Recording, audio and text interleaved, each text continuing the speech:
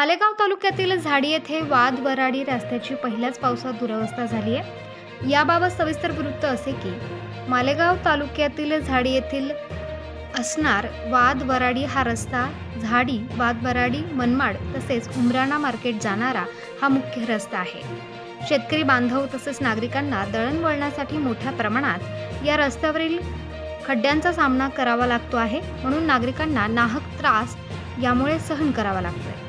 झाडी येथील वाद-वऱ्हाडी रस्त्याची पहिल्याच पावसात दुरवस्था झाली असून लवकरात लवकर रस्त्याची दुरुस्ती करावी अशी मागणी ग्रामस्थांनी केली आहे।